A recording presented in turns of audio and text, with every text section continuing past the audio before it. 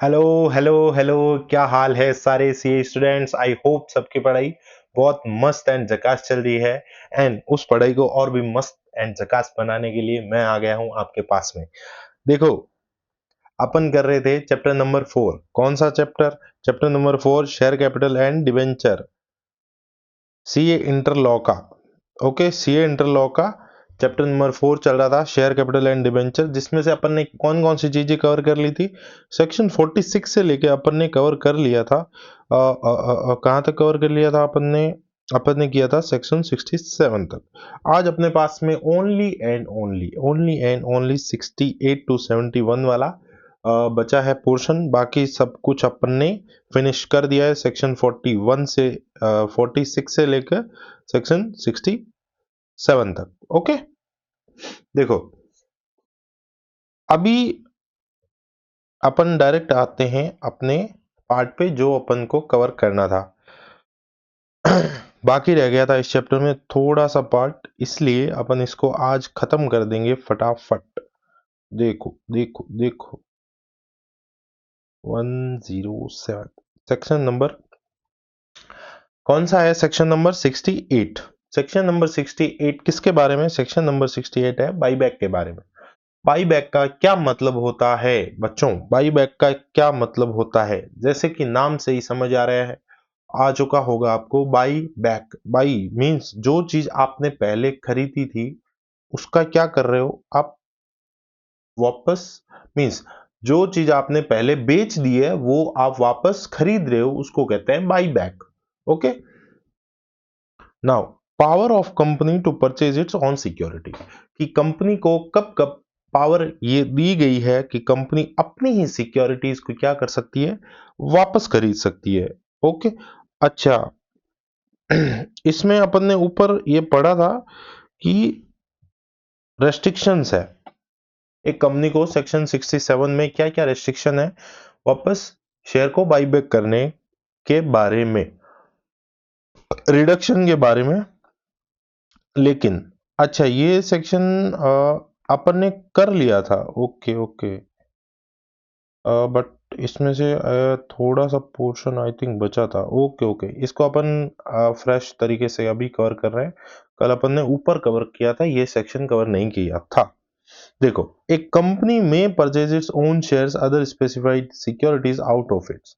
ये कंपनी है जो अपने शेयर्स को कौन से अमाउंट से वापस खरीद सकती है? अपने फ्री रिजर्व से। कंपनी के पास में जो फ्री के रिजर्व्स पड़े हैं, जो एक कंपनी कभी भी उसको डिस्ट्रीब्यूट कर सकती है, मींस एज ए डिविडेंड या फिर कोई चीज खरीदने के लिए, उनको बोलते हैं क्या? Free reserve. Security premium account, okay, and proceeds of the issue of any share and other specified security. किन किन तीन तरीकों से एक कंपनी अपने सिक्योरिटीज का बाईबैक कर सकती है? फ्री रिजर्व से, सिक्योरिटी प्रीमियम अकाउंट से, या फिर कोई फ्रेश इश्यू करके जो पैसा मिलता है उससे क्या कर सकते हैं? एक कंपनी अपने शेयर्स का बाईबैक कर सकती है। लेकिन buyback of the share and other specified securities cannot be made out of the proceeds of earlier issued shares or other specified securities of the same kind। ये चीज इन्होंने एक चीज क्लियर करी है कि आप भले ही अपना बाईबैक करो, हमें कोई इश्यू नहीं है।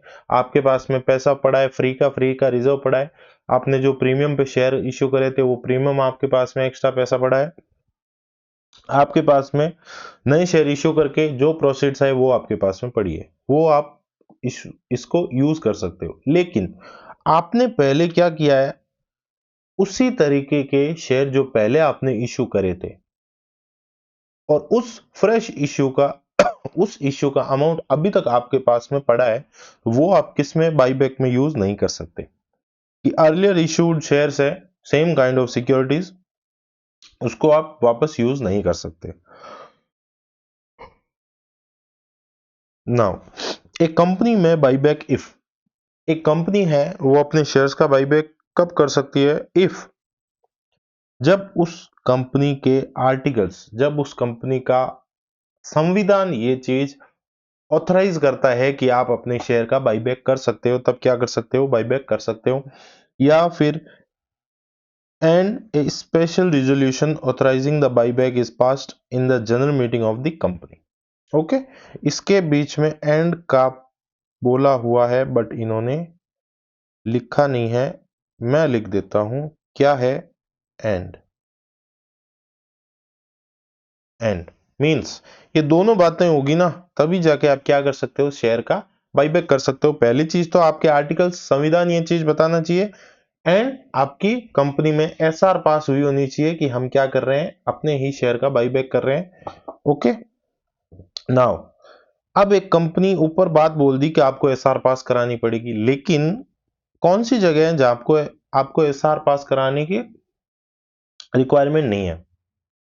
कौन सी जगह है? The buyback is not exceeding 10% of the total paid up equity share capital and free reserves of the company. यहां पे देखो, इसको मैं एग्जांपल लेके समझता हूं आपके लिए। ओके, एक एग्जांपल लेते हैं। इधर ये रहा, दिख रहा है आपको? क्लियरली विजिबल है? ओके, नाउ एग्जांपल कौन सा है? देखो, XYZ लिमिटेड है। ओके, XYZ लिमिटेड का शेयर कैपिटल कितना है? शेयर कैपिटल कितना है अभी कंपनी के पास में? शेयर कैपिटल है, वो है 10 लाख रुपए का। ओके, इसको मैं पूरा का पूरा पेड अप शेयर कैपिटल मानूंगा। ओके, इसको मैं बोल सकता हूं paid up share capital. Okay, company के पास में फ्री रिजर्व्स पड़े हैं कितने? 5 लाख के। तो कंपनी का टोटल कितना हुआ ये शेयर कैपिटल और फ्री रिजर्व्स? 15 लाख रुपए। अब एक कंपनी अगर अपने जो भी शेयर कैपिटल है, paid up share capital and free reserves, उसका अगर 10% क्या करती है, बाईबैक करती है, तो उसको एसआर पास नहीं कराना। तो यहाँ पे कौन से केस में, अगर वो मान लो बाईबैक कर रही है, buyback at 10% is equal to 1.5 lakh तक का अगर वो बाई बैक कर रही है, मींस अगर 15 लाख की अगर उसका share capital, paid up share capital and free reserve बनता है, तो उसका 10% कितना होता है? 1.5 लाख रुपए। वो 1.5 लाख पे अगर वो बाई बैक कर रही है, तो उसके लिए कोई भी कंपनी में एसआर पास कराने की जरूरत नहीं है। बट हाँ, उसके आर्टिकल्स में ये चीज लिखी होनी चाहिए। ऐसा नहीं आर्टिकल्स में नहीं लिखा हो रहा, आप क्या कर रहे हो, एसआर बिना पास कराए ये चीज कर रहे हो, तो वो अलाउड नहीं होगा। देखो नेक्स्ट पॉइंट क्या बोला इन्होंने, the buyback has been authorised by the board resolution pass at the general meeting. और एंड, यहां पे एंड लिखा है, ये ध्यान रखना, एंड भूल मत जाना। एंड लिखा है इसने कि पहली चीज तो 10% से ज्यादा नहीं है, एंड इसके लिए आपको एसआर नहीं, आप एक काम करो, एक बोर्ड रेजोल्यूशन बीआर पास करा लो, उतने में काम हो जाएगा। डन। अगला,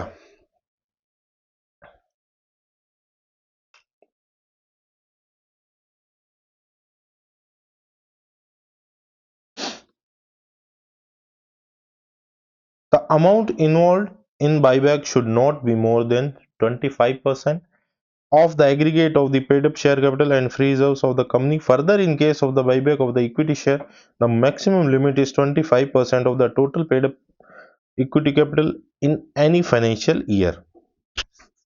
देखो, ऊपर इन्होंने क्या बोला था, एक कंपनी में बाईबैक इफ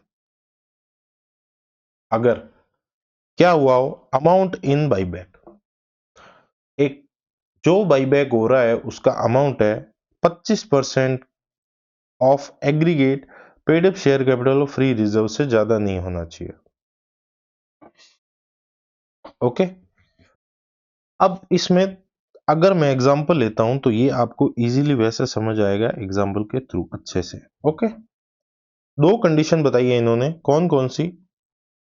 इधर इन्होंने बोला था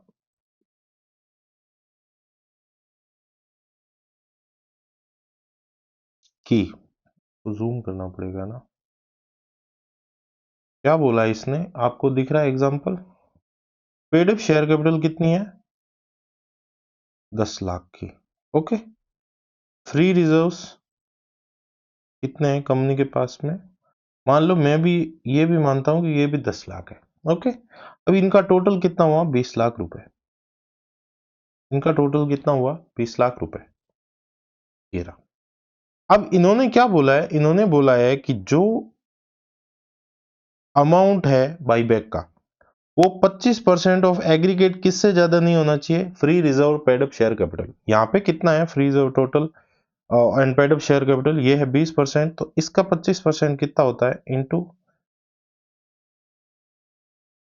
इसका 25% कितना होता है इज इक्वल टू 50,000, नहीं सॉरी 5 लाख, 5 लाख रुपए होता है, क्या होता है 25% के हिसाब से।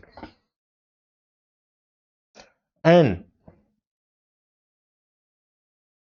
अगर बाईबैक है, ऊपर जो बात हुई थी वो तो हुई थी सारी सिक्योरिटीज के बारे में, उसमें प्रेफरेंस शेयर भी शामिल है, इक्विटी शेयर भी शामिल है एंड बाकी सारी चीजें भी शामिल है। लेकिन अगर स्पेसिफिकली आप क्या कर रहे हो, इक्विटी शेयर का क्या कर रहे हो, बाईबैक कर रहे हो, ओनली इक्विटी शेयर का, ओनली इक्विटी शेयर का अगर बाईबैक हो रहा है तो उस केस में आपका जो बाईबैक है वो आपके total paid up share capital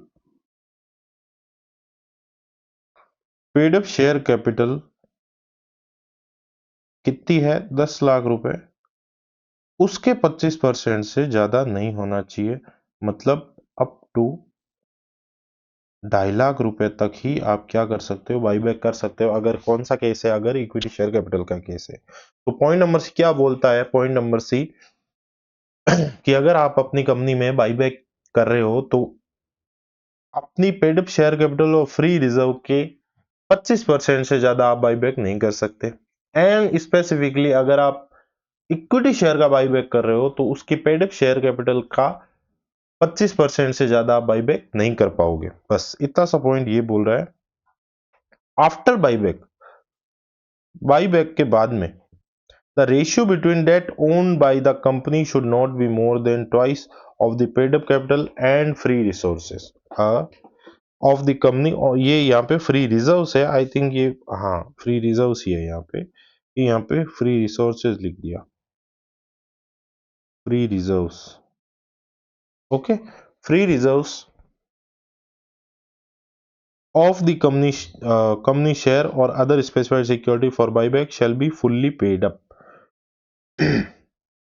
now इसने अपन ने क्या करा है, यहाँ पे एक छोटा सा आपको समझने के लिए हिंट दिया है कि बाईबैक होने के बाद में आपके कंपनी का जो डेट है, आपकी कंपनी में जो उधारी है, बोरोविंग है, वो आपकी अपनी पेड अप शेयर कैपिटल कितनी थी 10 लाख, फ्री रिजर्व कितने थे 10 लाख, दोनों मिला के 20 लाख, उसके 2 गुना से ज्यादा नहीं होना चाहिए। मींस अगर ये 20 लाख रुपए है, टोटल 20 लाख रुपए है, तो उसका 2x मींस 40 लाख से ज्यादा आपके कंपनी में डेट नहीं होना चाहिए बाईबैक के बाद में। Okay, the buyback should be in accordance with the rule 17 of the companies share capital and debenture rules 2014, but in case of the listed share and other specified securities should be in accordance with the regulation made by the SEBI. Okay, कि अगर listed company है तो उसको क्या करना पड़ेगा, अपनी सेबी की बातें भी माननी पड़ेगी, बस ये बात ये बोल रहा है। नाउ यहाँ पे तो ये 4 पॉइंट इसने स्पेसिफिकली बोल दिए कि अगर आप क्या कर रहे हो, बाईबैक कर रहे हो एक कंपनी में, पहली चीज अपन शुरू कहां से करी थी, मतलब एक कंपनी किस किस सोर्स से बाईबैक कर सकती है, free reserve, security premium account और फ्रेश इश्यू करके। लेकिन same time same kind of security पहले इश्यू कर रखी थी, उसका पैसा अगर कंपनी के पास में पड़ा है तो उससे वो क्या नहीं कर सकता, बाईबैक नहीं कर सकता। एंड अगर एक कंपनी बाईबैक करना चाहती है तो उसको उसके आर्टिकल्स, उसका संविधान ये चीज ऑथराइज करना चाहिए, साथ के साथ में एक एसआर पास करवाना पड़ेगा। लेकिन कुछ ऐसी जगह है जहां पे उसको एसआर पास कराने की जरूरत नहीं है, कब, जब उसका जो बाईबैक है वो paid up share capital frees है उसका 10% तक ही है। एंड साथ के साथ उन्होंने क्या करा है, एसआर की जगह बीआर पास करा लिया है। नाउ अगर एक कंपनी को बाईबैक करना है तो उस कंपनी में बाईबैक कितना होना चाहिए, अगर एक सारी अदर देन इक्विटी शेयर की बात कर रहे हैं तो 25% of paid up share capital free reserve से ज्यादा नहीं होना चाहिए। और खाली इक्विटी शेयर है तो फ्री रिजर्व को छोड़ दो, खाली पेड अप शेयर कैपिटल के 25% से ज्यादा नहीं होना चाहिए, वो भी इक्विटी शेयर कैपिटल, ठीक है, ना कि अदर प्रेफरेंस को भी उसको मिलाएंगे, नहीं, ओनली इक्विटी शेयर कैपिटल के 25% से ज्यादा नहीं होना चाहिए। एंड बाईबैक करने के बाद में उसका जो डेट है वो पेड अप शेयर कैपिटल और फ्री रिजर्व के 2 गुना से ज्यादा नहीं होना चाहिए, 2x से ज्यादा नहीं होना चाहिए। और अगर कंपनी लिस्टेड है तो उसको सेबी के रूल रेगुलेशन लागू होंगे। The notice of the meeting at which the SR is proposed to be pass shall be accompanied by the explanatory statement, कि जो नोटिस जाएगा एसआर पास कराने के लिए उसमें कौन कौन सी बातें क्लियरली लिखी होनी चाहिए, एक स्टेटमेंट होना चाहिए जिसमें कौन कौन सी बातें होनी चाहिए। Full and complete disclosure of all the material fact, कि सारे जो भी मटेरियल फैक्ट है इस बाईबैक के बारे में वो सारे के सारे आपको क्या करने हैं, बताने हैं। नेसेसिटी ऑफ द बाईबैक, की भाई साहब आपको क्या जरूरत पड़ गई, कंपनी को क्या जरूरत पड़ गई कि उसको ये बाईबैक करना पड़ रही, क्या कंपनी के पास में इतनी तंगी आ गई कि उसको अब पैसे की जरूरत है इसलिए बाईबैक कर रही है। The class of the share और securities intended to be purchase under the buyback, और कौन सी तरह की सिक्योरिटीज शेयर्स हैं जो कंपनी क्या करेगी, वापस खरीदेगी, वापस उसका बाईबैक करेगी। तो इसलिए amount to be invested under the buyback, और कितना अमाउंट है वो क्या कर रही है, अपने बाईबैक में इन्वेस्ट कर रही है, अपने बाईबैक में लगा रही है। मींस इन्वेस्टर को वापस भी तो पैसा देना पड़ेगा ना, इसलिए बोल रहा है कि कितना पैसा है कि उसको इन्वेस्ट करना पड़ेगा इस बाईबैक के लिए। And the time limit for the completion of the buyback, and कितने टाइम में वो बाईबैक कंप्लीट होगा। तो कौन कौन सी बातें हैं जो आपको उस एक्सप्लेनेटरी स्टेटमेंट में नोटिस के साथ में बतानी होगी। मटेरियल फैक्ट क्या है, नेसेसिटी क्या है ये बाईबैक करने की, और आपका ये इंटेंशन है इंटेंडेड टू बी परचेज, और class of the shares and securities intended to be purchase, कौन से क्लास के शेयर सिक्योरिटीज आप खरीदोगे, अमाउंट कितना लगाओगे, एंड टाइम लिमिट क्या रहेगी। एंड बाईबैक में बी इन फॉर्म, बाईबैक कितने फॉर्म में हो सकता है, द एग्जिस्टिंग शेयर होल्डर और security holder on proportional basis, कि जो आपके कंपनी के existing share holder security holder है उनसे क्या कर सकती है, प्रोपोर्शनल बेस पे क्या कर सकती है, बाईबैक कर सकती है। ओपन मार्केट से बाईबैक कर सकती है। Security issue to the employees of the company, कौन कौन सी जगह से कंपनी बाईबैक कर सकती है, पहली चीज तो अपने जो एग्जिस्टिंग कंपनी के ही शेयर होल्डर्स हैं उनसे बाईबैक कर सकती है। कंपनी के एम्प्लॉय जिनको स्कीम में क्या किया था, दिया था जो स्टॉक या शेयर्स, उसका बाईबैक कर सकती है। एंड साथ के साथ में ओपन मार्केट में भी बाईबैक कर सकती है। डिक्लेरेशन, बाद में क्या करना पड़ेगा, declaration of solvency has to be filed before the resolution for buyback is implemented with the registrar and also with the SEBI if the such share of the such company are listed on any recognized stock exchange। कि आपको क्या करना पड़ेगा, ये SR पास कराने से पहले कि हम अपने शेयर को बाईबैक कर रहे हैं, उससे पहले आपको आरओसी को बताना पड़ेगा कि हमारा जो कंपनी है वो सॉल्वेंट है, हम इंसॉल्वेंट नहीं है, हम दिवालिया नहीं है, हमारे कंपनी के पास में इतनी पावर है कि हम क्या कर सकते हैं, अपनी कंपनी के शेयर का सिक्योरिटीज का बाईबैक कर सकते हैं। इसलिए आप चिंता ना करो, आपको कोई दिक्कत नहीं आएगी। एंड अगर कंपनी लिस्टेड है तो, अगर सिक्योरिटी स्टॉक एक्सचेंज पे लिस्टेड है तो उसको सेबी को भी ये चीज फाइल करनी पड़ेगी, declaration of solvency. Declaration of solvency has to be filed in form SH9 and verified by the affidavit stating that the board of director has made a full inquiry into the affairs of the company and have found that it is capable of meeting all the liability and will not be rendered insolvent for a period of 12 months from the date of declaration। कि एक company के board of director ये चीज बताएंगे, declaration of solvency देंगे कि हमारी company में कोई भी दिक्कत नहीं है और अगले 12 महीने तक कोई भी दिक्कत नहीं आने वाली है, इसलिए आप निश्चिंत रहिए। It has to be signed at least 2 director, कितने जने साइन करेंगे, 2 डायरेक्टर साइन करेंगे, one of whom should be the MD, managing director. Every buyback shall be completed within 12 months, हर बाईबैक है जो एक कंपनी बाईबैक कर रही है कितने टाइम में कंप्लीट होना चाहिए, 12 महीनों में, from the date of passing the special resolution और board resolution authorising the buyback. जब आपका SRBR पास हुआ उससे 12 महीने के अंदर अंदर आपको क्या करना पड़ेगा, बाईबैक को कंप्लीट करना पड़ेगा। Procedure of the buyback. Now buyback करने का क्या प्रोसीजर है वो इसने बता रखा है। वैसे तो इतना ज्यादा ये मतलब नहीं है कि आप इसको याद करो, बट ये आपके अब लो ये जो लो है ना वो क्या है आपका, अब एमसीक्यू बेस्ड हो गया है। तो देखो आपके पेपर में कब कहाँ आईसीआई क्या उठा के दे दे इस ये आपको भी आइडिया नहीं है। तो काफी ऐसी चीजें हैं जो आपको डीपली ध्यान रखनी पड़ेगी, आपको पढ़ना पड़ेगा। ओके, तो इसलिए क्या प्रोसीजर है वो बता रहा है। The company before buyback of the shares file the registrar letter of offer in form SH8 कि ये बाईबैक करने से पहले एक ऑफर लेटर देगा। किसको देगा? आरओसी को, रजिस्ट्रार को लेटर ऑफ ऑफर कि कौन से फॉर्म में? SH8 में, along with the fees. The letter of offer shall be dispatched to the shareholder or security holder immediately after filing the same with the registrar of companies but not later than 20 days from filing with the registrar।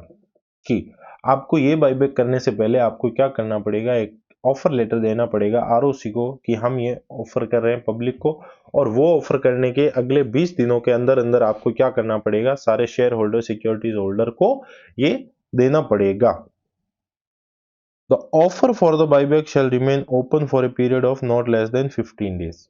ये जो offer है आपके buyback का कितने time के लिए open रहना चाहिए? 15 दिनों के लिए।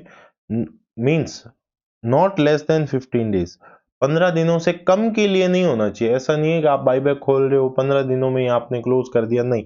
एटलीस्ट पब्लिक को इतना टाइम देना पड़ेगा कि ये बाईबैक इजीली पब्लिक कर सके। And not exceeding 30 days from the date of dispatch of the letter of offer, but where all number of the company agree the offer of the buyback may remain open for a period less than 15 days। कि अगर सारे share holder member इस चीज से agree करें तो 15 दिनों तक ऑफर ओपन रह सकता है। In case of the number of the share and other specified securities offered by the shareholder or security holder is more than the total number of the share or securities to be bought back by the company, the acceptance per shareholder shall be proportionate basis out of the total share offered for being brought back। कि जो buyback होगा वो proportional base पे होगा, इसमें ज्यादा इताब दिमाग मत लगाइए। The company shall complete verification of the offer received within 15 days from the date of closure of offer, and the share and the other securities lodged shall be deemed to be accepted unless communication of rejection made within 21 days from the date of closure of the offer। कि जब आपका ये offer letter है, जो आपका buyback का offer है, वो क्लोज हो गया, उसके 15 दिनों में आपको क्या करना पड़ेगा? इसका वेरिफिकेशन करना पड़ेगा। लेकिन अगर मींस आपका ये आप वेरीफाई कर रहे हो, उसके 21 दिनों में आपको क्या आ सकता है? रिजेक्शन का भी आपको फॉर्म आ सकता है कि आप हमने जो एक्सेप्ट किया था बाईबैक, हम इसको रिजेक्ट कर रहे हैं। ओके, मींस एक कोई भी मान लो उसका दिमाग घूम गया कि ये मेरे को बाईबैक नहीं करवाने अपने शेयर्स का, तो क्या कर सकता है? 21 दिनों के अंदर अंदर कंपनी को रिजेक्शन का कम्युनिकेशन कर सकता है। The company shell make payment with in 7 days from the verification process. Okay, and make payment in cash to those shareholder or security holder whose securities have been accepted। Company will return the share certificate to the shareholder or security holder whose securities have not been accepted at all, or the balance of the security in case of part acceptance। Okay, ये ज्यादा कुछ नहीं है, theory है, इतना ज्यादा आपको ध्यान में नहीं देना। क्यों? टाइम लिमिट दे रखी है बहुत सारी ऐसी, जो आपको खाली इसमें प्रोसेस बता रखा है कितने टाइम में ये कंप्लीट होना चाहिए बाईबैक। सबसे पहले तो इसने क्या बता दिया कि 20 दिनों आपको किसको फाइल करना है? आरओसी को फाइल करना है। उसके 20 दिन तक आपको पब्लिक को ऑफर करना है, और ये ऑफर आपको 15 दिन से 30 दिन के अंदर अंदर आपको ओपन रखना है। 15 दिन तक एंड 30 दिन से कम तक आपको क्या करना है? ऑफर ओपन रखना है। उसके बाद में प्रोपोर्शनल बेस पे होगा, एंड उसको क्लोज होने के बाद में अगले 15 दिन में क्या करना पड़ेगा? कंपनी को वेरिफिकेशन करना पड़ेगा सारा का सारा जो उनके पास में एप्लीकेशन आई है। ओके, एंड कंपनी को अगले 7 दिनों में क्या करना पड़ेगा, वेरिफिकेशन होने के अगले 7 दिनों में उसको क्या करना पड़ेगा, पेमेंट करना पड़ेगा। Where a company buy back its own securities and other specified securities, it shall extinguish or physically destroy the shares within 7 days।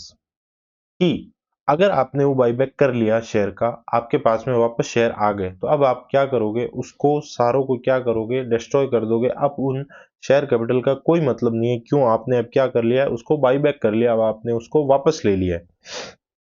Where a company complete a buyback of its shares and other specified securities, it shall not make further issue of same kind of share other specified security within a period of this 6 month। कि देखो, एक company जब क्या बोलता है कि आपका क्या आया दिमाग में कि मैं कंपनी के जो भी शेयर्स है जो मैंने इश्यू करे थे उसका बाईबैक करूंगा, मैं वो शेयर कैपिटल क्या करूंगा, वापस खरीदूंगा। अब एटलीस्ट आप 6 महीने तो वेट करो कि मैं इस चीज को मींस ऐसा नहीं हो कि आपने बाईबैक कर लिया शेयर कैपिटल का। ओके, अब आप चाहते हो कि मैं वापस वही तरीके के शेयर इश्यू करूं मार्केट में, तो आपके वापस वो पहले बाईबैक करने का मतलब क्या था, आपके वो बाईबैक करने का पर्पस क्या था।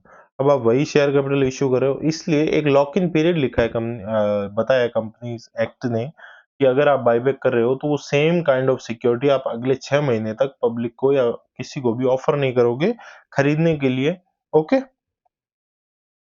it may however make a bonus issue and discharge its existing obligations such as conversion of warrants, stock option scheme, sweat equity, conversion of preference share and debenture into equity share. की लेकिन अगर आप क्या कर रहे हो, company में bonus issue कर रहे हो, ओके, या अपनी कोई भी ऑब्लिगेशन को डिस्चार्ज कर रहे हो, या स्वेट इक्विटी शेयर इश्यू कर रहे हो, या कोई एम्प्लॉयज की स्कीम में स्टॉक ऑप्शन में आप दे रहे हो शेयर्स, तो आपको कोई भी रिस्ट्रिक्शन नहीं है, आप इजीली कर सकते हो इश्यू। ऊपर जो बाईबैक करने के बाद में इश्यू का रिस्ट्रिक्शन दिया था उसके बारे में ये नीचे एक्सेप्शन दे रहा है। This restriction applies only to the type of securities brought back. ऐसा नहीं है कि आपको सारी सिक्योरिटी इश्यू नहीं करनी, नहीं, जो काइंड ऑफ सिक्योरिटी आपने बाईबैक करी है वही टाइप की सिक्योरिटी आप वापस नहीं इश्यू कर सकते। Company is free to issue other type of security. बस the company shall maintain a register. तो ये चीज तो सबको करनी पड़ती है कि कोई भी काम हो कंपनी को एक रजिस्टर मेंटेन करना पड़ता है। किसका? इनफॉर्म एसेट्स 10 में कि जो सिक्योरिटीज बाईबैक हुई है, जिसमें क्या क्या डिटेल लिखनी होगी कि कौन कौन से शेयर सिक्योरिटीज है जिसको बाई बैक किया गया, उसको बॉट बैक किया गया। Consideration paid for the shares, कि आपने कितना पैसा दिया उन शेयर्स को ब्रॉट बैक या बाई बैक करने में। कैंसिल कब किया उन शेयर और सिक्योरिटीज को। एक्सटिंग्विश और फिजिकली डिस्ट्रॉय कब किया उसको, और कोई ऐसे पर्टिकुलर जो आपको लगता है कि वो सही है। एंड कुछ नोट दे रखे हैं। The register shall be maintain at the registered office in the custody of the secretary of the company और एनी पर्सन ऑथराइज। बस यही बात जो हर बार बोलता है कि रजिस्टर किसकी कस्टडी में होना चाहिए, कंपनी सेक्रेटरी या फिर किसी को बोर्ड ने ऑथराइज किया है तो। The entries in the register shall be authenticated by the secretary. और जो एंट्रीज हो रही है रजिस्टर में उसको ऑथेंटिकेट कौन करेगा? सेक्रेटरी करेगा कंपनी का।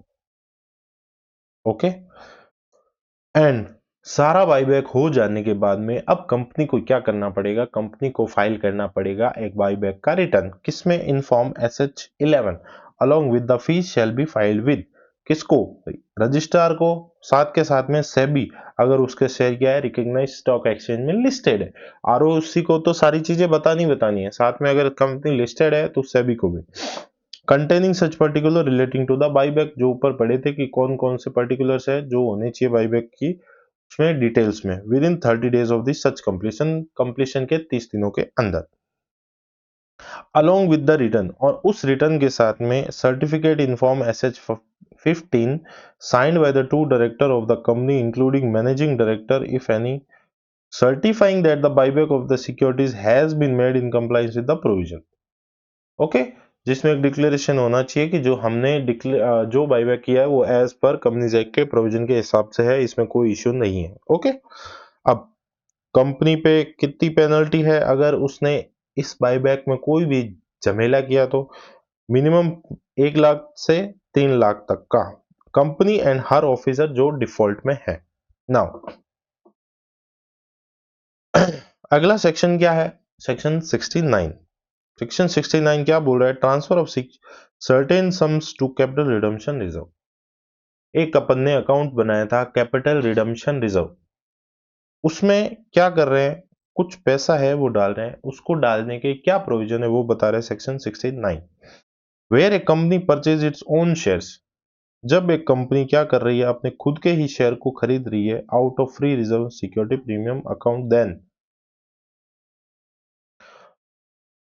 sum equal to nominal value of the shares so purchased shall be transferred to the capital redemption reserve account and अगर एक कंपनी बाई बैक कर रही है तो एक कंपनी को क्या करना पड़ेगा?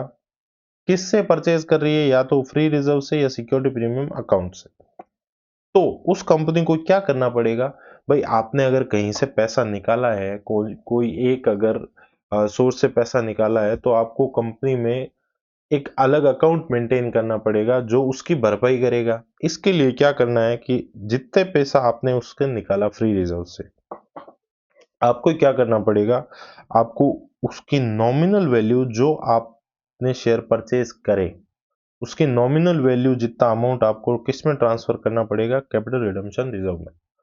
एक नया अकाउंट बनेगा CRR, उसमें आपको पैसा ट्रांसफर करना पड़ेगा। साथ के साथ details of such transfer shall be disclose in the balance sheet, और इस ट्रांसफर की डिटेल आपको कहां पे डिस्क्लोज करनी पड़ेगी? अपनी बैलेंस शीट में। The CRR account may be applied by the company by paying the unissued shares of the company to be issued to the member company as fully paid bonus shares।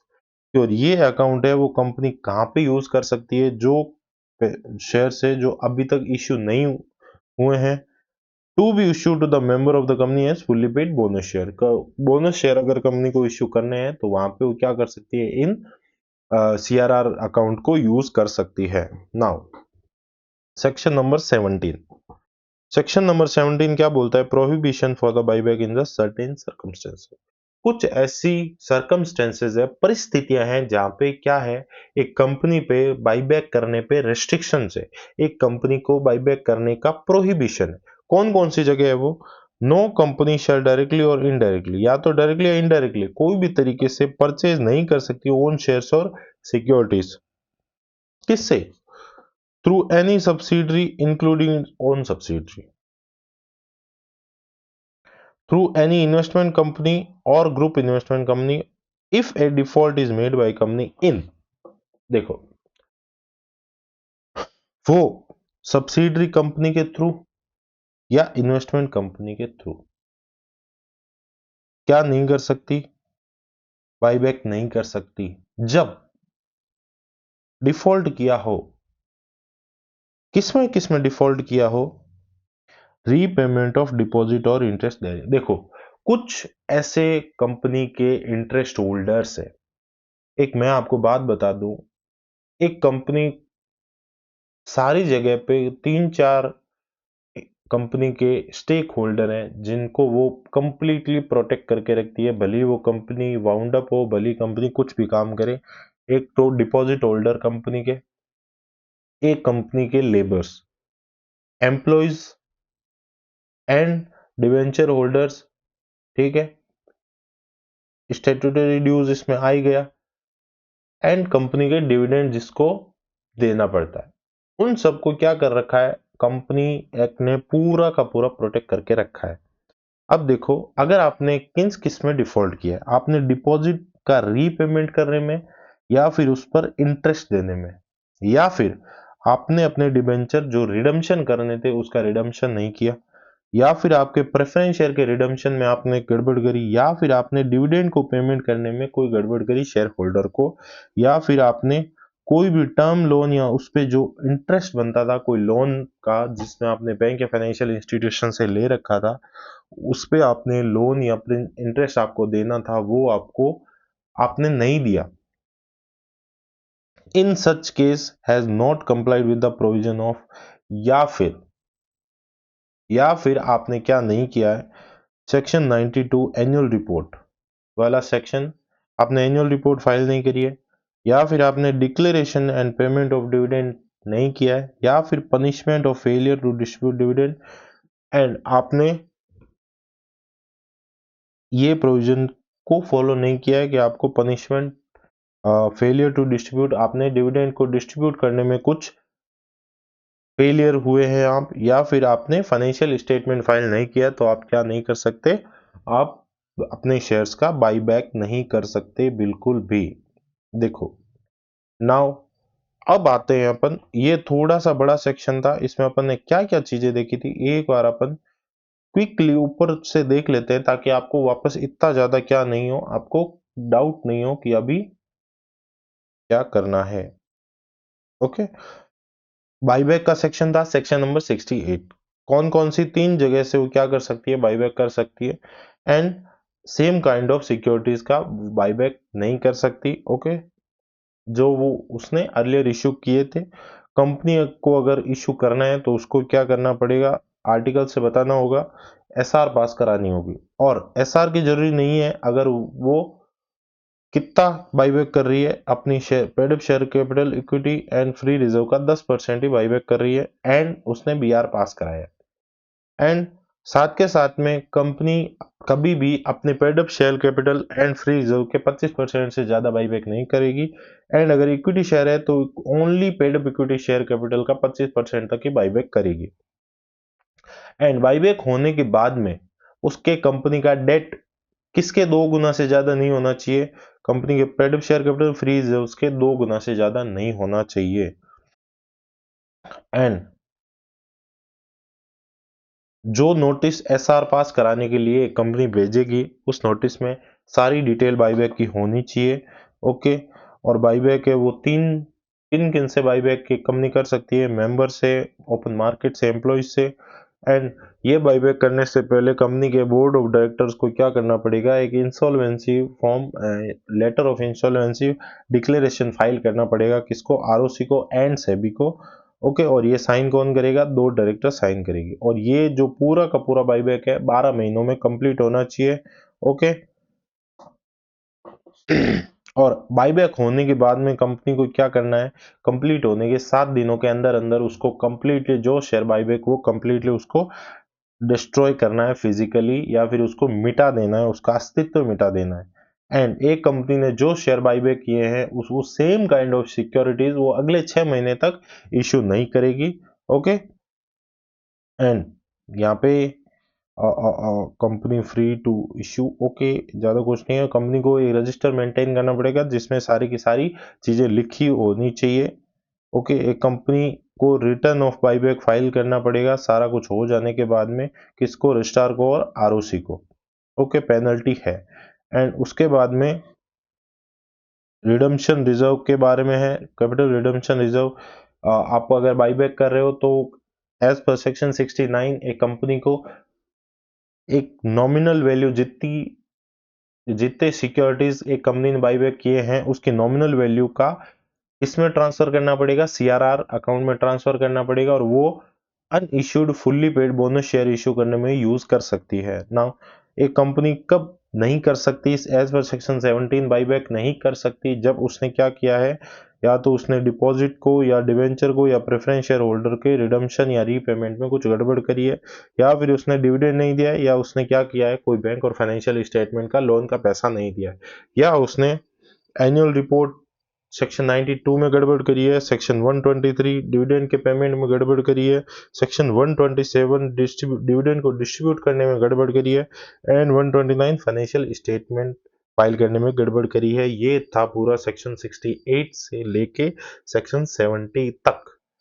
इतना थोड़ा सा tough है, but इसमें सारे points अलग अलग है, तो आपको इजीली ये चीज लर्न हो जाएगी, आपको ज्यादा इसमें दिमाग लगाने की कोई जरूरत नहीं है। अब आते हैं, देखो अपन इस चैप्टर के लास्ट सेक्शन पे, सेक्शन 71।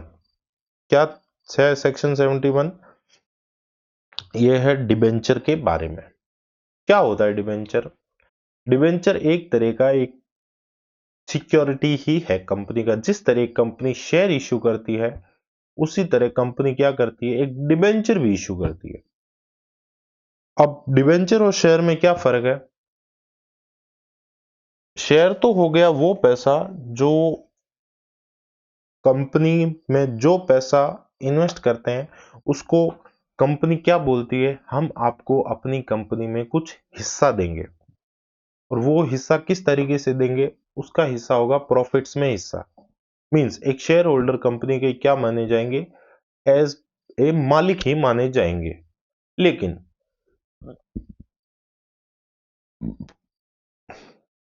इन्वेस्टर बोल रहा है कि मेरे को शेयर्स में सिक्योरिटी में इन्वेस्ट नहीं करना, हमें मतलब है ब्याज से। ओके, कुछ ऐसे बहुत सारे लोग होते हैं जिनको खाली रिस्क नहीं लेना कि कंपनी ऊपर जाएगी नीचे जाएगी, मेरा पैसा बचेगा नहीं बचेगा, डूबेगा नहीं डूबेगा, मेरे को चाहिए सेफ पैसा। मैं क्या करूंगा, कंपनी को कुछ पैसे दूंगा और उस पैसे पे मेरे को क्या चाहिए? ब्याज चाहिए। मेरे को उस पैसे पे इंटरेस्ट की इनकम चाहिए। ओके, तो कंपनी जब बोला कि कोई बात नहीं, अगर इन्वेस्टर ये चाहता है तो हम एक काम करते हैं, नया कॉन्सेप्ट लाते हैं जिसका नाम होगा डिबेंचर। और ये क्या है? ये डिबेंचर, इसमें क्या होगा? होगा ऐसे सिक्योरिटी जिस तरह शेयर कैपिटल होता है। इसमें क्या है? इन्वेस्टर कंपनी को देगा पैसा और कंपनी उसके बदले में क्या देगी इन्वेस्टर को? एक सर्टिफिकेट देगी जो क्या होगा? जिसका नाम होगा डिबेंचर। ओके, अब ये डिबेंचर क्या होता है? इस पे मिलता है इन्वेस्टर को ब्याज। इक्विटी शेयर कैपिटल में जैसे कंपनी ग्रो करेगी या कंपनी नीचे जाएगी, उसका पैसा बढ़ता और घटता जाएगा। डिवेंचर होल्डर क्या होगा? डिवेंचर होल्डर कंपनी चाहे ऊपर जाए कंपनी नीचे जाए, डिवेंचर होल्डर को इनकम होगी ओनली ब्याज की। ओके, तो कंपनी को पैसा रेज करने का एक नया या अलग तरीका है, वो क्या है? डिवेंचर को इश्यू करना। मार्केट में एक कंपनी करेगी डिवेंचर को इश्यू कि हम ये डिबेंचर सिक्योरिटी इशू कर रहे हैं, कौन कौन ऐसे इन्वेस्टर है जो हमारे कंपनी के डिबेंचर में इन्वेस्ट करना चाहते हैं।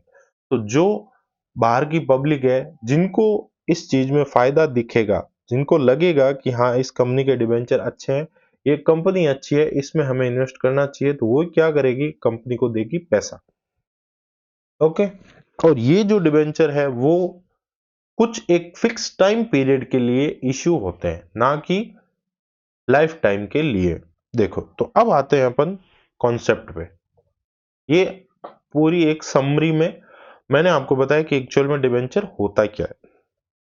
अब डिबेंचर डिबेंचर की डेफिनेशन दे रखी है, डिबेंचर इंक्लूड्स, डायरेक्टली इसने इंक्लूड्स बोला है कि इसमें क्या क्या आएगा।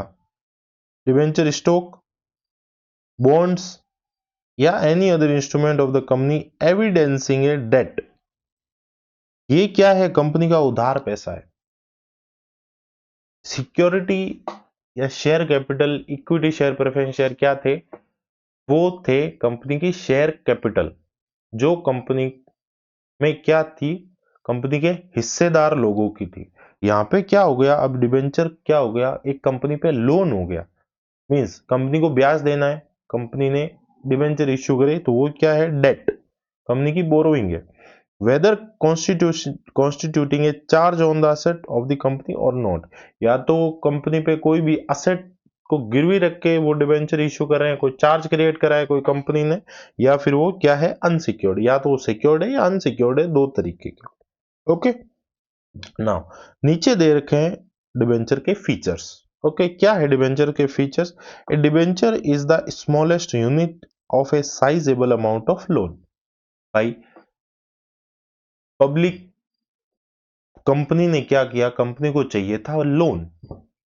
अब कंपनी ने क्या किया? लोन किससे मांगा? लोन मांगा पब्लिक से। और अब हर पब्लिक ऐसा तो है नहीं, सारी पब्लिक एक साथ में आएगी और सबको एक जाके देके बॉन्ड दे देगी, ये सर्टिफिकेट दे देगी कि हमने क्या करा है, आपसे पैसा लिया है। जो जो इन्वेस्टर ने पैसा लगाया है सबको अलग अलग तरीके के सर्टिफिकेट देने होंगे। ओके, तो इसने बताया कि साइजेबल अमाउंट, कोई बड़े अमाउंट का जो लोन है उसकी स्मॉल, छोटी छोटी यूनिट, अलग अलग हिस्से यूनिट में बांट के जो चीज रखी गई है उनको क्या बोलते हैं? डिबेंचर बोलते हैं। When debenture are issued the applicant are given certificate representing the money they have lent to the company. तो यही बात मैंने पहले बताई, जब एक इन्वेस्टर कंपनी में पैसा लगाता है एज ए लोन देके, तो क्या करेगा, उसको एक सर्टिफिकेट इश्यू करेंगे कि उसने कंपनी को पैसा उधार दिया है। The debenture certificate is issued by the company under the common seal, if any, under the signature of two director or a company secretary it has been appointed। Okay, company seal पे ये debenture issue होता है। आजकल तो वैसे digital हो गया, electronic हो गया, बट ये उस टाइम की बात कर रहा है जब ये फिजिकल फॉर्म में थे। एंड कभी हो सकता है कोई कंपनी अभी भी फिजिकल फॉर्म में डिबेंचर इश्यू कर रही है, तो उसके लिए क्या करा है, कंपनी की कॉमन सील पे होगा, एंड या फिर उस पे किसके, दो डायरेक्टर के साइन होंगे या एक डायरेक्टर और कंपनी सेक्रेटरी का साइन होगा। द कंपनी पे periodic interest on the amount raised bye issuing debenture they will fully redeemed. ये कंपनी उस पे क्या देगी, ब्याज देगी, पीरियोडिक इंटरेस्ट देगी कुछ टाइम पीरियड के लिए। A debenture is generally pre fix with the rate of interest. ये डिबेंचर आपने एंट्रीज करी होगी अपने 12th में या फाउंडेशन में। डिबेंचर के आगे एक परसेंटेज लिखा होता है, 10%, 12%, 11%। वो क्या है, वो है कंपनी के इंटरेस्ट का रेट, कि उसको एक इतना फिक्स इंटरेस्ट पे उसको इन्वेस्टर को पैसा ब्याज देना है। वो बोल रहा है प्री फिक्स्ड, पहले से ही फिक्स्ड है with the rate of interest. Voting right are not available, कि वो तो लोन दे रहे हैं ना, कंपनी में हिस्सेदार थोड़ी है, तो उनको वोटिंग राइट थोड़ी मिलेगा। In case of the debenture as section 71 subsection 2 of the act clearly state that no company shall issue any debenture carrying any voting right. Okay, कि ऐसा कोई डिबेंचर इशू नहीं करना है जिसपे कोई वोटिंग राइट हो। As per section 44 of the act, a debenture is in the nature of the movable property which is the transferable as per provision containing in the article of the company। बस ये बताया कि जो debenture है वो एक movable asset है, movable property है जो आगे ट्रांसफर हो सकती है। The debenture may be secured या अनसिक्योर्ड, कोई भी हो सकता है। इन case of secured debenture charge is created on the asset of the company in favour of the debenture trustee. Okay, कि अगर एक कंपनी डिबेंचर इशू करता है तो क्या कर सकता है, अगर सिक्योर हो सकता है कंपनी की सारी असेट पे, क्या हो सकता है, चार्ज। चार्ज का चैप्टर है जो आगे अपन पूरा पढ़ेंगे, बट अभी आप समझ लो कि उस पे एक मींस कोई उस पे अधिकार जमा सकता है कि अगर कंपनी ने पैसा नहीं दिया तो हम कंपनी की ये वाली असेट है वो क्या कर सकते हैं, रख सकते हैं या बेच के अपना पैसा वसूल कर सकते हैं। As per the terms of the issue of the debenture they may be redeemed at the end of the full term और in installation से ईयरली बाय ईयरली, कि जैसा कि डिबेंचर इशू हुआ है उसका क्या हो सकता है, रिडम्पशन हो सकता है, उसको वापस खरीदा जा सकता है। कैसे, या तो ईयरली या बाय ईयरली में 6 महीने में, या जैसे भी कंपनी को खरीदना है वो। The term of the issue may also provide a conversion of the debenture at maturity. एक जब डिबेंचर इशू होता है या तो रिडीम हो सकता है या फिर उस पर कन्वर्जन का ऑप्शन भी है कि आप इसको इक्विटी शेयर में कन्वर्ट करा सकते हो। Okay, the debenture certificate are required to be delivered within a period of the 6 month under section 56 subsection 4 of the act from the date of allotment of debenture unless the company is prohibited by any provision of law और any order of court tribunal, या कि एक company को, debenture holder को कितने time में certificate deliver करना पड़ेगा, 6 महीने के अंदर अंदर। ओके, नाउ अब देखो डिबेंचर कितने टाइप के होते हैं। टाइप ऑफ डिबेंचर, जिस तरह इक्विटी शेयर, प्रेफरेंस शेयर के अलग अलग टाइप्स थे, उसी तरीके के डिबेंचर के भी अलग अलग टाइप है। कौन कौन से, on the basis of security, security के बेसिस पे कितने तरीके के होते हैं, सिक्योर्ड एंड अनसिक्योर्ड।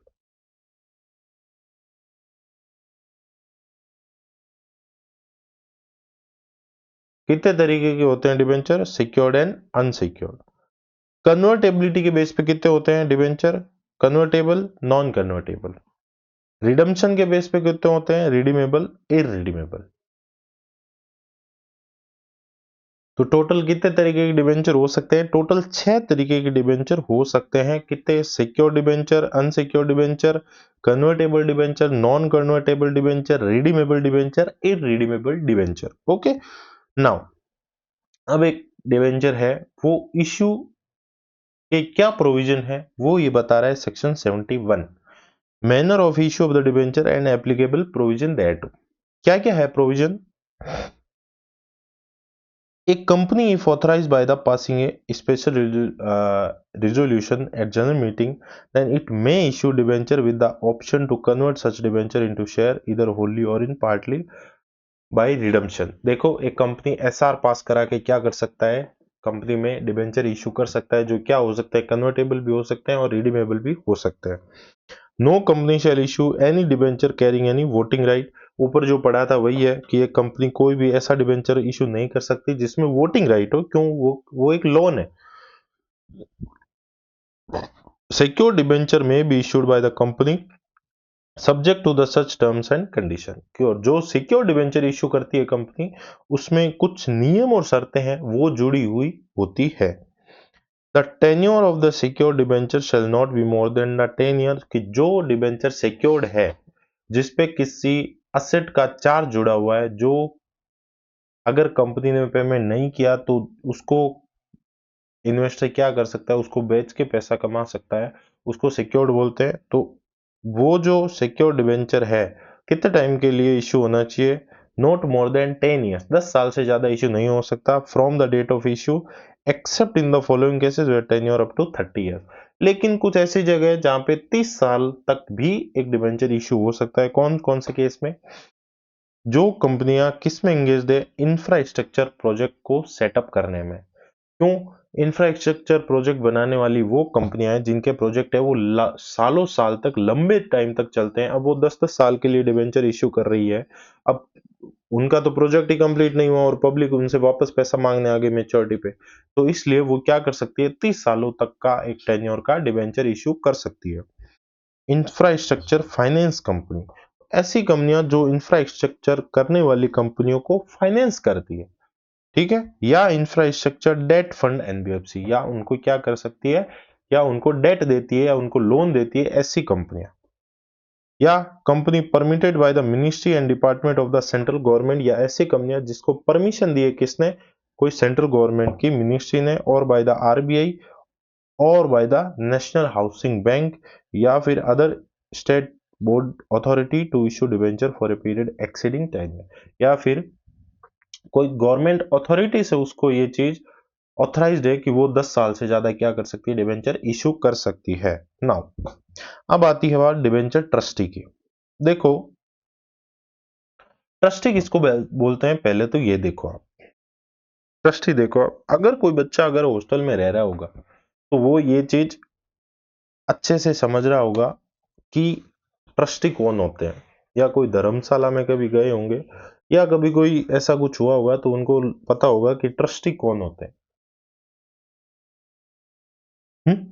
ट्रस्टी कौन होते हैं, देखो मैं एक एग्जांपल से बताता हूं आपको। हम्म, मान लो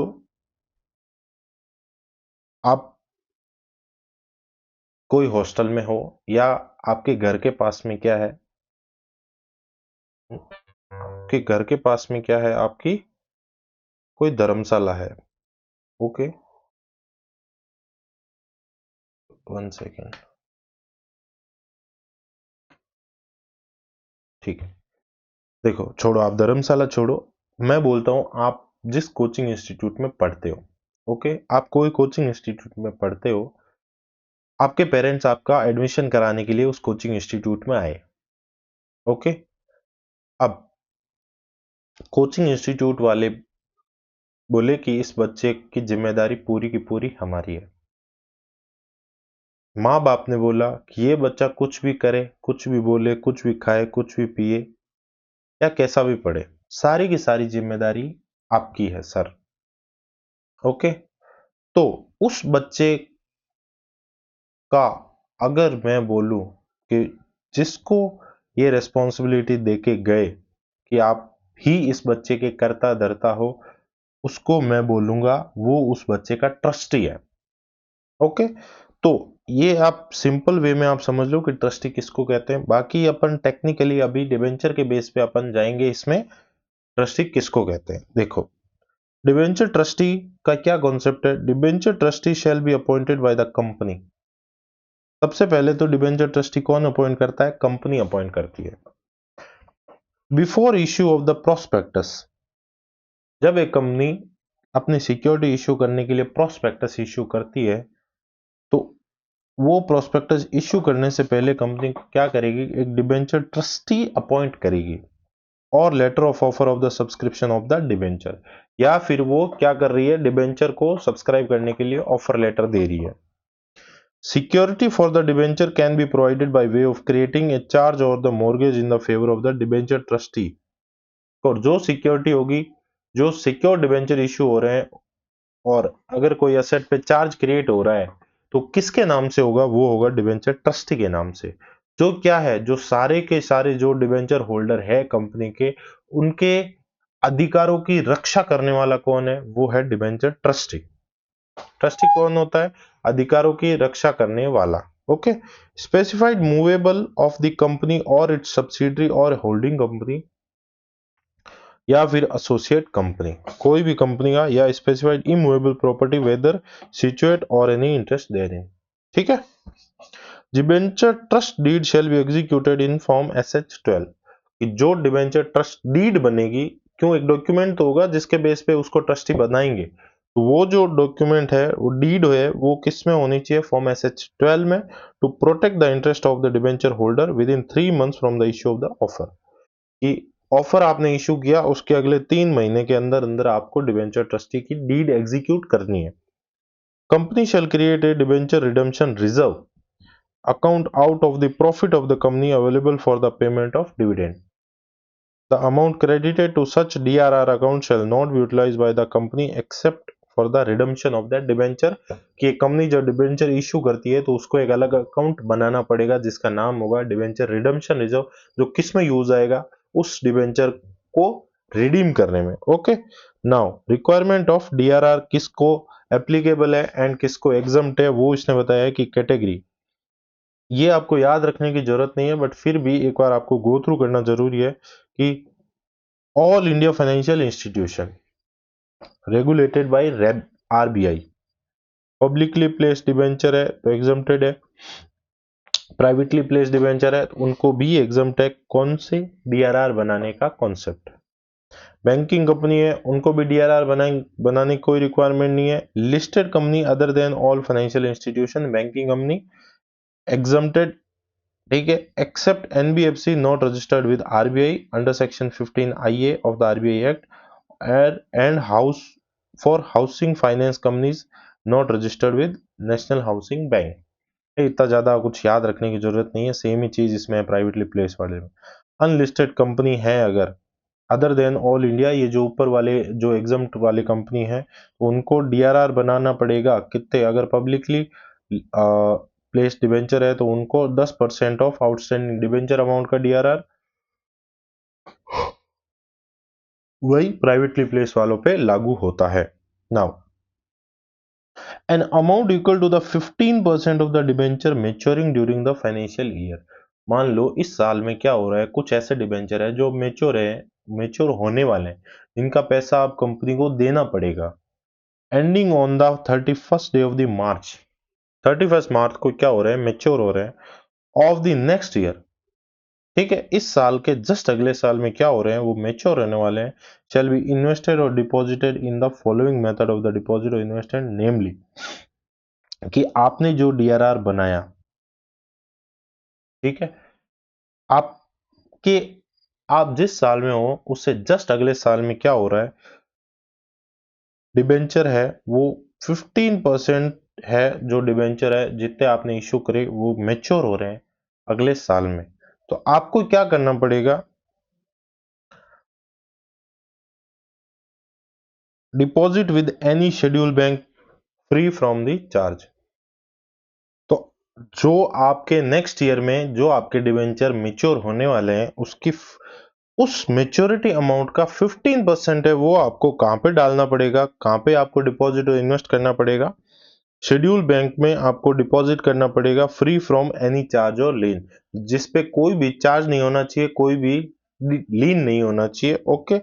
अनएंकम्बर्ड securities of the central government and state government, okay, unencumbered securities mentioned in subclause A to D and EE of section 20 or unencumbered bonds issued by any other company which is notified, close F of the section 20 of the Indian trust act 1882। ये आपको याद रखने की जरूरत नहीं है, but इतना सा याद रख लेना कि आपको आपके मान लो इस साल के अगले साल में आपके अगर जो डिबेंचर के मेच्योर होने वाले हैं उसका 15% अमाउंट आपको क्या करना पड़ेगा, आपको या तो शेड्यूल बैंक में डिपॉजिट कराना पड़ेगा या आपको सेंट्रल गवर्नमेंट की सिक्योरिटीज खरीद के रखनी पड़ेगी। एंड ये इसने नीचे बात बोली है कि the amount remaining invested or deposited as the case may be shall not any time fall below 15% of the amount of the debenture maturing during the year ending 31st March of that year। कि कोई भी साल के 31st मार्च में वो amount है वो 15% से नीचे नहीं जाना चाहिए। Prior to the issue of the prospectus issue होने से पहले या फिर डिबेंचर का ऑफर करने से पहले इन्विटेशन टू पब्लिक या फिर कोई भी मेंबर को exceeding 500 for the subscription of its debenture the company shall appoint one or more debenture trustee. कि अगर आप 500 से ज्यादा लोगों की क्या कर रहे हो, इनवाइट कर रहे हो अपने डिबेंचर्स को खरीदने के लिए, तो आपको क्या करना पड़ेगा, एक से ज्यादा आपको वन या उससे ज्यादा आपको क्या करना पड़ेगा, डिबेंचर ट्रस्टी अपॉइंट करना पड़ेगा। Accept in case of public offer debenture, in all other cases appointment and removal of the debenture trustee governed by the provision prescribed in rule 18 of the company's rules 2014 namely। लेकिन अगर आप क्या कर रहे हो, अपने डिबेंचर का public offer कर रहे हो, पब्लिक ऑफर कर रहे हो, accept in public offer of the debenture, public offer कर रहे हो, उसके अलावा आप जितने भी डिबेंचर को पब्लिकली नहीं आप इश्यू करने का ऑप्शन दे रहे हो, उसके टाइम में आपको क्या करना पड़ेगा, the names of the debenture trustee shall be stated in the offer related letter and notice and subsequent thereto. आपको क्या करना पड़ेगा, जो डिबेंचर ट्रस्टी आपने अपॉइंट करे हैं उसका नाम क्या करना पड़ेगा, ऑफर लेटर में या नोटिस में आपको सब में देना पड़ेगा।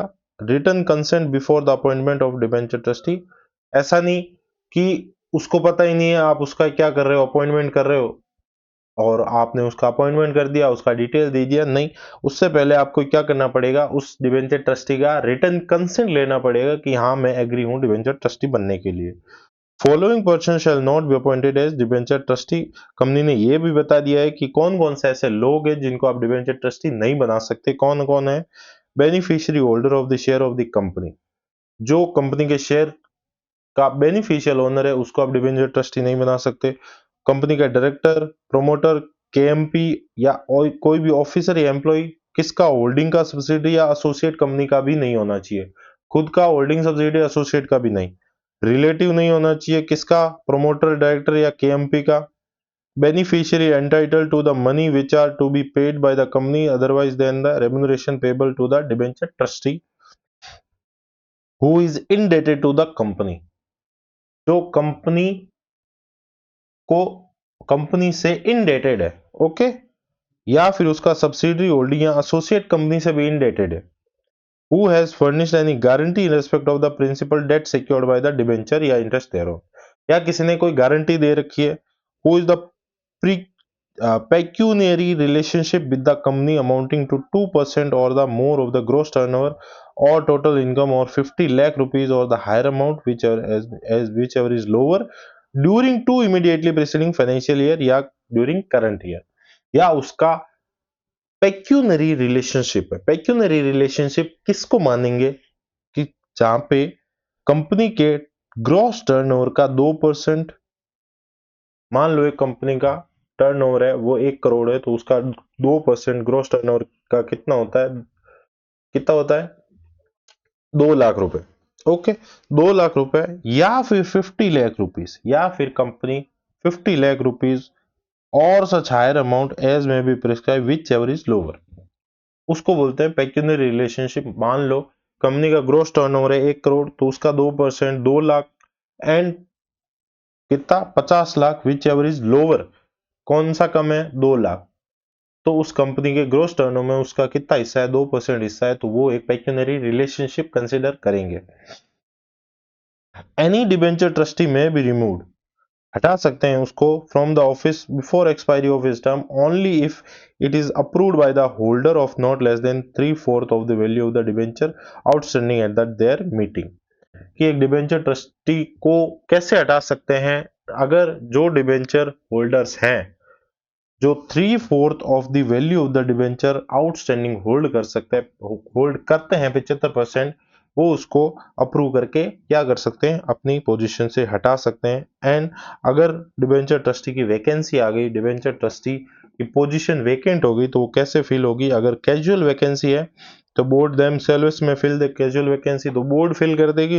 एंड कॉज्ड बाई रेजिग्नेशन, की उसने खुद से रिजाइन किया है, तो with the written consent of the majority of the debenture holder से वापस वो फिल होगी। ओके, कैजुअल वैकेंसी में क्या होगा, while any such casual vacancy continue the remaining trustee debenture या trustee if any may act till appointment made. Okay, जो remaining trustee होंगे वो कंटिन्यू करेंगे। ओके, अगला, a debenture trustee shall take step to protect the interest of the debenture holder and the redress their grievances. एक debenture trustee को क्या क्या करना पड़ेगा, डिबेंचर ट्रस्टी को प्रोटेक्ट करना पड़ेगा, किसके इंटरेस्ट को, डिबेंचर होल्डर्स के इंटरेस्ट को। उसका यही काम है, उसको उसूली अपॉइंट किया है debenture holder to convene the meeting of the all the debenture holder on. और डिबेंचर होल्डर, डिबेंचर ट्रस्टी क्या करेगा, एक मीटिंग अरेंज करेगा, कब, receiving a request from the debenture holder at least 1/10 in the value of the debenture। कि अगर एक application receive हुई है कितने, 10% of the value of the debenture की, मान लो अभी आउटस्टैंडिंग डिबेंचर है 10 लाख के, 10% हो गए 1 लाख, तो अगर 1 लाख वैल्यू वाले डिबेंचर की ये रिक्वेस्ट आती है डिबेंचर ट्रस्टी के पास में कि आप एक काम करो, एक गेट टुगेदर मीटिंग अरेंज करो, तो क्या करेगा वो, मीटिंग अरेंज कराएगा। Happening on any such event, या कोई ऐसा इवेंट या कोई ऐसी कुछ घटना घटित हो गई which constitute a breach, default और which is the opinion of the debenture trustee affect the interest of the debenture holder. Means उसको कुछ ऐसा लगा कि कंपनी ने कुछ ऐसा झमेला किया है जिससे क्या हो रहा है, किसके इंटरेस्ट में ब्रीच हो रहा है या कोई डिफॉल्ट हो रहा है, उस केस में क्या कर सकता है, मीटिंग बुला सकता है।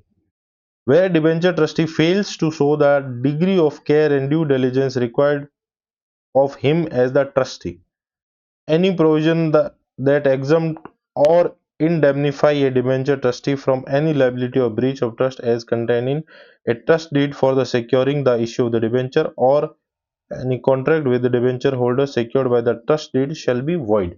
कि अगर उसने क्या किया है, कोई भी ब्रीच किया है अपनी ड्यूटी निभाने में, तो उसने अपने इस टेन्योर में जो भी उसने कुछ फैसले लिए हैं या फिर जो भी उसने कुछ काम किए, वो सारे के सारे वॉइड, सारे के सारे व्यर्थ माने जाएंगे, कोई भी चीज कंसिडर नहीं होगी। Now, exemption given to debenture trustee shall be agreed upon by the debenture holder holding at least 75% value of the debentures at time of meeting held for this purpose। Okay, थोड़ा सा ही बचा है। ए company shall पे interest and redeem the debentures in accordance with the terms and condition of their issue। एक company को ब्याज देना पड़ेगा एंड उसका डिबेंचर को रिडम्पशन करना पड़ेगा, किसके बेस पे, जिस कंडीशन पे वो इशू हुए थे। Where debenture trustee reach to conclusion that the asset of the company are insufficient or the likely to become insufficient to discharge the principal amount as and when it become due may file a petition before the tribunal। कि अब क्या हो रहा है कि debenture holder जो debenture issue करे थे उसके अगेंस्ट में चार्ज क्रिएट करा था। अब डिबेंचर का पैसा बन रहा है, डिबेंचर का पैसा बन रहा है 20 लाख रुपए का। ओके, लेकिन उस पे जो जिन असेट का चार्ज क्रिएट करा था उनकी वैल्यू 10 लाख रुपए, उनकी वैल्यू 5 लाख रुपए। अब डिबेंचर ट्रस्टी को लग रहा है, मान लो कंपनी ने पैसा नहीं दिया और हमें क्या है, नौबत आ गई अगर इस असेट को बेच के पैसा वसूल करने की, तो हमें तो पूरा पैसा मिलेगा ही नहीं। उस केस में डिबेंचर ट्रस्टी को कभी भी ऐसा लगता है कि जो असेट जिस पे चार्ज क्रिएट करा था वो इनसफिशिएंट है या फिर लाइकली टू बिकम इनसफिशिएंट, उस वो तो या तो इनसफिशिएंट हो गई या आगे जाके होने वाली है इनसफिशिएंट, तो क्या कर सकता है, एक पिटिशन फाइल कर सकता है ट्राइब्यूनल को कि हमारे साथ में ये हो रहा है या होने वाला है। द ट्राइब्यूनल क्या करेगा, एक पास ऑर्डर पास करेगा to impose restriction on the incurring any further liabilities by the company as it may consider necessary in the interest of the debenture holder after hearing the company and any other such person. कि company क्या करेगी, tribe ये अपना tribunal क्या करेगा, company पे कुछ restriction लगा देगा कि आप अगले कोई भी आने वाले टाइम में जब तक ऑर्डर ना करूं तब तक आप कुछ ऐसी लाइबिलिटी क्रिएट मत करना जिससे आपके ऊपर कुछ बाहर आ जाए और इन डिबेंचर होल्डर का कुछ नुकसान हो जाए। Okay, where a company fails to redeem the debenture on the date of the maturity, जब एक कंपनी क्या हो जाती है, मेच्योरिटी पर रिडम्पशन करने पे फेल हो जाती है या फिर फेल्स टू पे द इंटरेस्ट, या तो उसने रिडम्पशन में फेल हो गई या ब्याज देने में, इंटरेस्ट देने में फेल हो गए, when it is due on the application of all या any of the debenture holder या debenture trustee after hearing the parties concern, tribunal may direct the order to redeem the debenture forthwith on payment of the principal और due thereon. Okay, company क्या कर रही है, company fail हो गई redemption करने में या इंटरेस्ट देने में, तो वो क्या करेंगे, ट्राइब्यूनल को एप्लीकेशन देंगे कि हमारे साथ में अत्याचार हो रहा है, और वो ट्राइब्यूनल क्या करेगा, दोनों पार्टी को सुनने के बाद में एक ऑर्डर दे देगा कि इनका जो भी उनका पैसा है वो उनको वापस करो। The contract with the company to take up and pay for any debenture of the company may be enforced by the decree for the specific performance. Okay?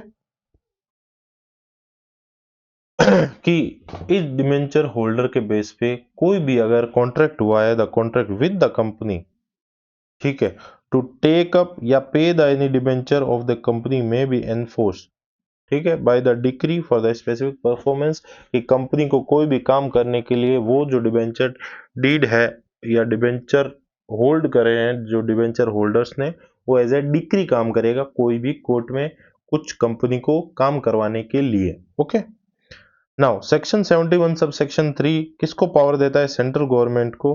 क्या पावर देता है, प्रोसीजर क्या प्रेस्क्राइब करने के लिए, procedure for securing the issue of the debenture, procedure for debenture holder to inspect the trust deed and obtain copies thereof, form of the debenture trust is, quantum of the debenture redemption reserve required to be created and such other matter as may be prescribed। तो ये था बच्चों अपना पूरा का पूरा chapter number 4 जो अपन ने कवर किया सेक्शन 64 से लेके कब तक, सेक्शन 72 तक।